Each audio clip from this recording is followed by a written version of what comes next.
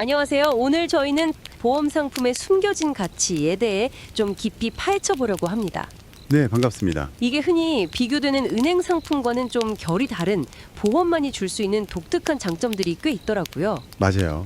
자료들을 보니까 위험 보장 외에도 여러 기능이 있더군요. 네, 그 중에서도 특히 레버리지 효과. 이게 오늘 이야기의 핵심이 될 것 같습니다. 아, 레버리지요? 중요하죠. 단순히 위험 대비를 넘어서 당신의 재정 목표 달성의 보험을 어떻게 좀 전략적으로 쓸 수 있을지 그 가능성을 함께 탐색해 보면 좋겠습니다. 바로 시작해 볼까요? 네, 좋습니다. 보내주신 자료들이 보험의 다양한 면, 특히 은행 상품과의 차이점을 잘 보여주고 있더라고요. 그렇죠. 네, 위험 보장은 기본이고 뭐 자산 형성이나 보호, 심지어는 그 심리적 안정감까지 보험이 생각보다 입체적이더라고요. 말씀하신 대로 레버리지 개념, 이게 보험의 본질적인 힘을 이해하는데 아주 중요한 열쇠가 됩니다. 네.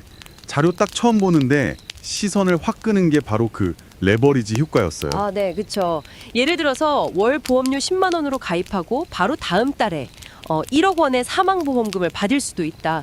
이게 무려 1000배 레버리지라고 설명하는데 네네. 솔직히 처음에 숫자가 너무 커서 이게 진짜 가능한가?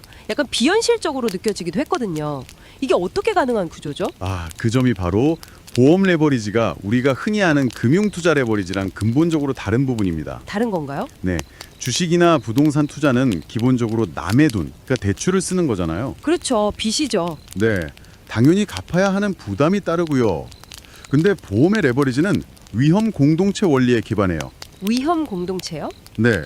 아주 많은 사람들이 조금씩 모은 보험료, 이걸 재원으로 해서 불의의 사고를 당한 소수의 사람에게 약속된 큰 금액, 보험금을 지급하는 방식입니다. 아, 대수의 법칙, 그리고 위험 분산, 이런 통계적 원리가 있기에 가능한 구조예요. 핵심은 이게 갚아야 할 빚이 아니라 약속된 보장이라는 거죠. 아, 빚이 아니다. 그게 핵심이군요. 맞습니다. 상환 의무가 없는 아주 독특한 형태의 금융적 지렛대라고 보시면 됩니다. 그래서 그렇게 높은 배율이 설명되는 거군요. 자료에 나온 종신보험 사례 보니까 월 20만 원씩 내다가 가입 첫 달에 만약 사고가 나면 1억 원을 받으니까 500배 레버리지인데 네, 그렇죠. 이게 시간이 지나면서 배율이 점점 낮아지더라고요. 10년 지나면 4.2배 정도로 떨어지고 네, 납입 기간이 길어지니까요. 이걸 보면서 시간을 사는 상품이라는 표현이 정말 딱 맞는구나 싶었어요. 맞습니다. 당장 내 힘으로 1억 모으려면 정말 뭐 수십 년 걸릴 수도 있는 건데 보험은 가입 즉시 그 가능성을 딱 확보해 주는 거니까요. 정확합니다. 그 시간 압축 효과, 이게 보험 레버리지가 갖는 또 다른 중요한 의미죠. 시간 압축. 네, 저축은 목표 금액까지 시간을 차곡차곡 쌓아야 하잖아요. 근데 보험은 미래의 어느 시점에 필요할지도 모르는 큰 돈을 지금 현재 시점으로 확 당겨와서 즉시 보장 자산으로 만들어주는 거예요. 아하. 암보험 사례도 마찬가지죠. 월 8만 원씩 내다가 1년 뒤에 암 진단을 받았다. 그럼 총 96만 원을 냈는데 5천만 원 진단금을 받으니까 레버리지가 52배나 되는 거죠. 와, 52배요. 결국 보험은 미래의 불확실성을 현재의 확실성으로 바꾸는 그런 독특한 금융 도구인 셈입니다. 언제 닥칠지 모르는 재정적 위기에 대해서 바로 방어막을 제공하는 거죠. 정기보험 사례는 심지어 최고 효율 레버리지라고까지 하던데 월 5만 원으로 20년간 3억 원을 보장받는 구조더라고요. 네, 맞아요. 총 내는 돈은 1,200만 원인데 보장은 3억이니까 평균 25배 레버리지 효과를 누리는 셈이고요. 네, 가성비가 아주 높죠. 진짜 뭐 커피 몇 잔가 맡겨서 엄청난 안전망을 만드는 효과네요.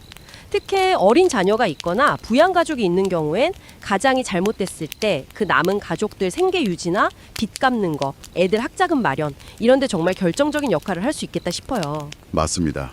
특히 정기보험은 딱 필요한 기간 동안 집중적으로 높은 보장을 제공하는 데 특화되어 있어요.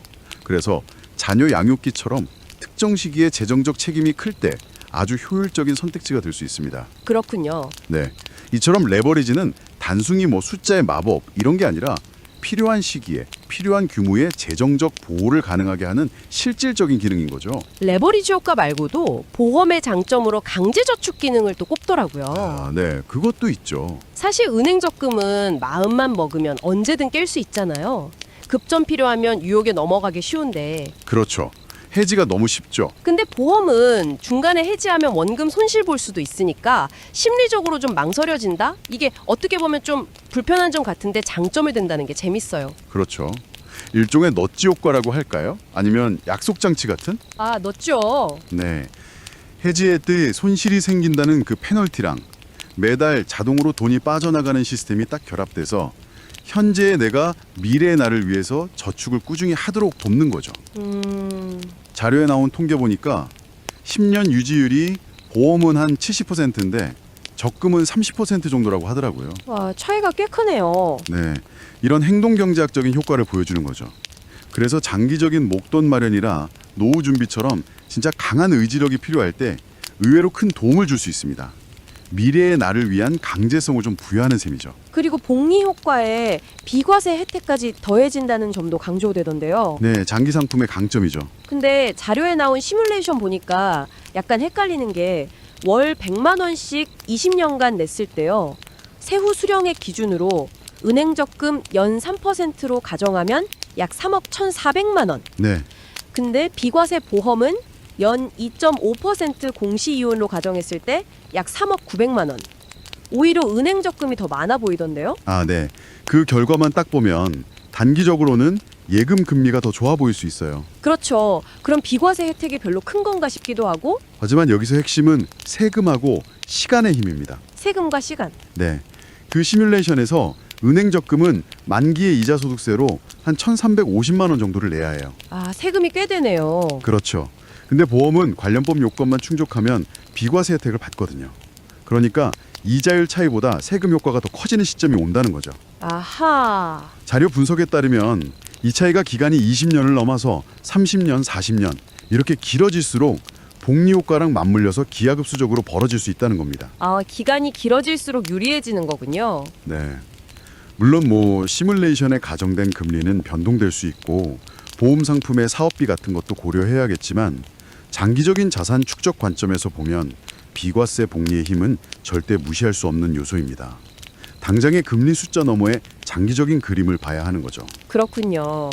장기적인 관점이 중요하다는 말씀이시네요. 또 재밌었던 점은 은행 상품은 비교적 좀 정해진 틀이 있잖아요. 네, 표준화되어 있죠. 그런데 보험은 정말 맞춤 설계가 가능하다는 거였어요.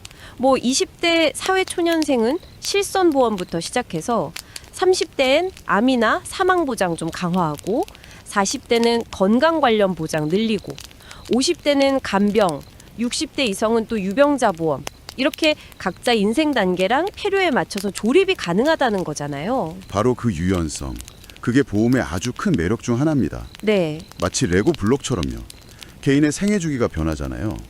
결혼, 출산, 소득 변화, 건강 상태 변화 이런 거에 따라서 필요한 보장을 더하거나 빼면서 나만의 재정 안전망을 만들고 관리할 수 있는 거죠. 자료에서 나온 것처럼 단순히 나이뿐만 아니라 가족 구성, 직업, 재정 상황 이런 걸 다 종합적으로 고려해서 인생 지도에 딱 맞는 포트폴리오 구성이 가능하다는 의미입니다. 이건 진짜 좀 의외였는데요. 보험에 법적인 보호 기능까지 있다는 점이에요. 네. 그것도 중요한 부분이죠. 자료 보니까 생명보험금은 채권자가 압류하기 어렵고 민법 조항도 언급되어 있고요. 상속할 때도 상속인의 고유재산으로 봐서 상속세 계산할 때 일정 금액, 자료엔 2억까지 공제된다고 나와 있던데 아무튼 공제가 되고 유류분 소송 대상에서도 빠질 수 있다고요. 네, 관련 규정들이 있습니다. 심지어 이혼할 때 재산 분할 과정에서도 전략적으로 쓸 수 있다? 이런 내용까지 있더라고요. 이게 단순 금융상품이 아니라 법적인 방패 역할도 하는 거네요. 네, 특정 상황에서 자산을 좀 안전하게 지키거나 아니면 내가 원하는 사람에게 확실하게 넘겨주는데 아주 유용한 기능들을 가지고 있습니다. 오. 예를 들어 사업 실패나 예상치 못한 빚 문제가 생겼을 때 생계를 위한 최소한의 보장성 보험금은 압류 금지 재산으로 보호받을 가능성이 크고요. 정말요? 네, 또 보험금 수익자를 특정인으로 딱 지정해두면 복잡한 상속 절차나 분쟁 없이 그 수익자에게 바로 돈이 가도록 할 수 있죠. 그게 편리하겠네요. 네, 특정 자녀에게만 재산을 남기고 싶을 때 활용될 수도 있고요. 이런 법적 측면까지 생각하면 보험은 단순 위험 관리 도구를 넘어서 자산 관리나 이전 전략에서도 중요한 한 축이 될 수 있습니다. 당신의 돈에 이름표를 달아주세요. 이 부제도 인상 깊었어요. 목적 자금 분리요? 네, 여러 목적의 돈들, 뭐 집 살 돈, 애들 교육비, 노후 자금 이런 게 은행 통장 하나에 다 섞여 있으면 사실 어디에 얼마 있는지 파악도 잘 안 되고 이 정도는 괜찮겠지 하고 다른 데 써버리기 쉽잖아요. 맞아요. 꼬리표가 없으니까요. 그렇죠. 근데 보험은 교육보험, 연금보험, 저축성보험 이렇게 상품 자체가 목적이랑 연결되어 있으니까 돈을 딱 분리해서 관리하기 좋다는 거군요. 그렇습니다. 마치 각각 다른 이름표가 붙은 금융금고를 여러 개 만드는 거랑 비슷해요.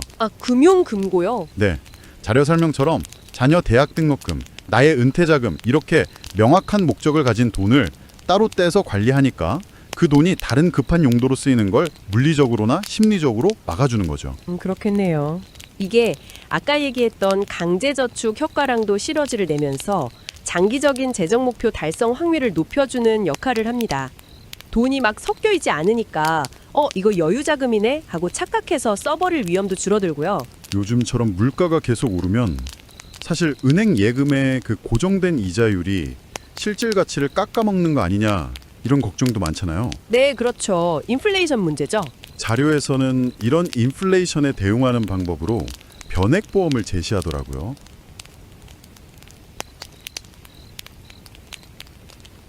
주식이나 채권 같은 실물 자산에 투자해서 물가상승분 이상의 수익을 추구할 수 있다. 뭐 이런 거죠.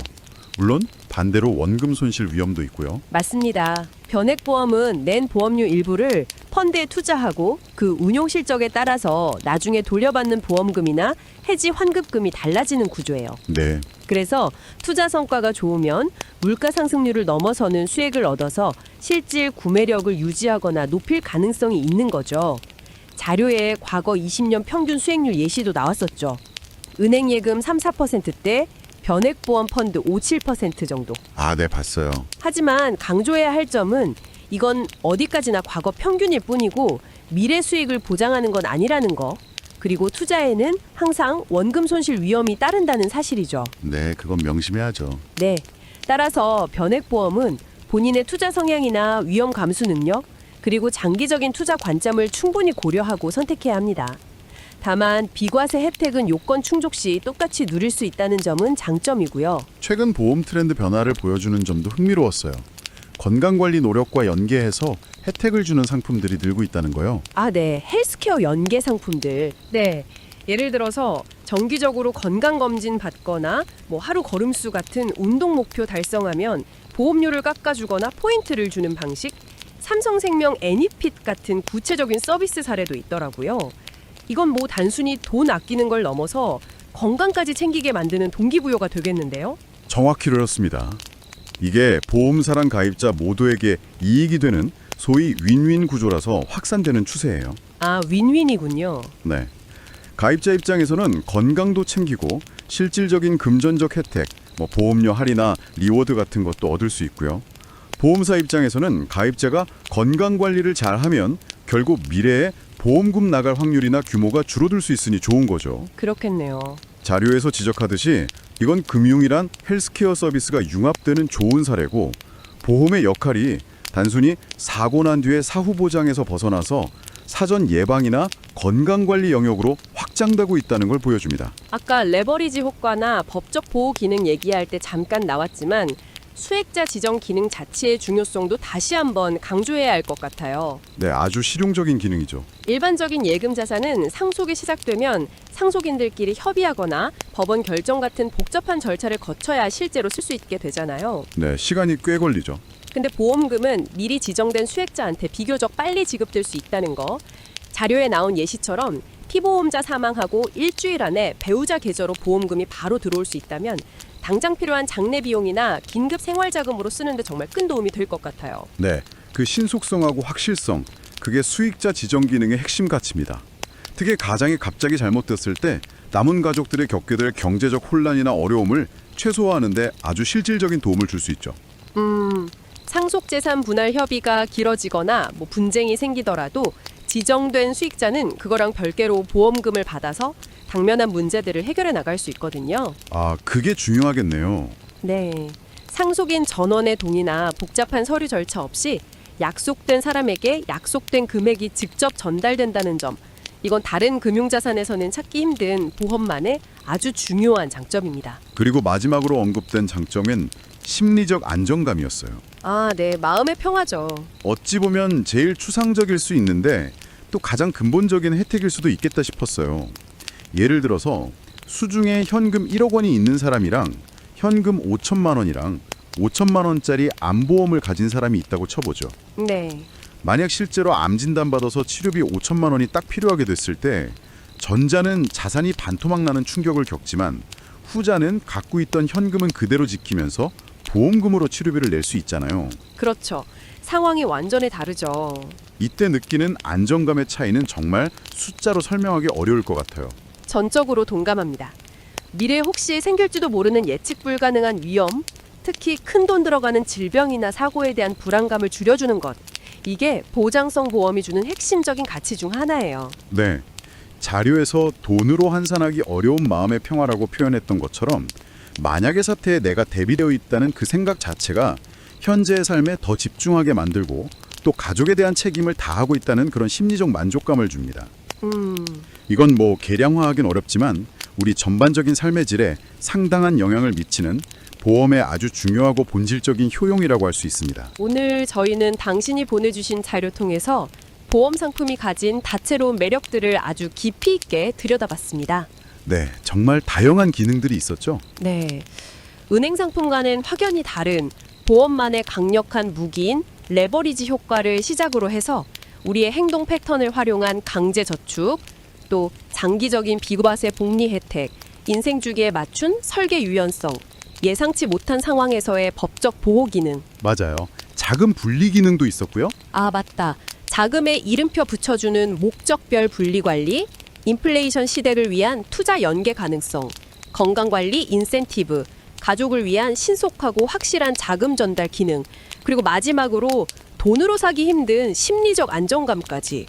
와, 정말 생각보다 훨씬 더 입체적인 금융 도구라는 생각이 드네요. 네, 오늘 살펴본 것처럼 보험을 단순히 혹시 모를 사고 대비해서 매달 내는 비용 이 정도로만 생각할 게 아니라 재정적 위험을 효과적으로 관리하고 또 장기적인 재정 목표를 달성하고 나아가 자산을 보호하고 이전하는 데까지 활용될 수 있는 아주 독특하고 강력한 툴로 이해하는 관점이 필요해 보입니다. 네, 하나의 도구로 보는 거군요. 네, 특히 적은 자원으로 큰 보호 효과를 만들어내는 그 레버리지 개념은 당신의 전반적인 재정 계획을 세울 때 반드시 고려해봐야 할 핵심 요소일 겁니다. 이걸 어떻게 이해하고 활용하느냐에 따라서 그 가치는 정말 크게 달라질 수 있겠죠. 오늘 나눈 이야기들이 당신의 금융 생활을 바라보는 시야를 조금 더 넓히는 그런 계기가 되었기를 바랍니다. 마지막으로 당신이 한번 스스로에게 던져볼 만한 질문을 하나 남겨드리고 싶습니다. 네. 오늘 살펴본 보험의 여러 장점들, 특히 젊고 건강할 때 가장 극대화되는 레버리지 효과는 분명 매력적입니다.